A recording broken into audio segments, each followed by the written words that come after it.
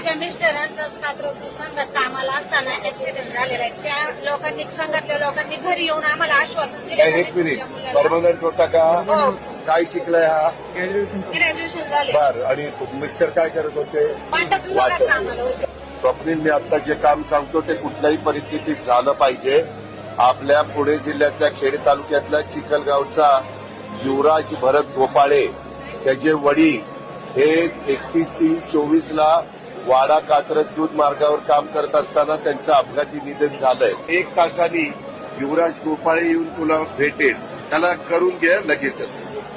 Okay, मी तुला नोकरी आज देतो. रख रख त्या रानातून थोडं पुढे जाऊ गड्या, पाऊल थकलं नाही गड्या, पाऊल थकलं नाही.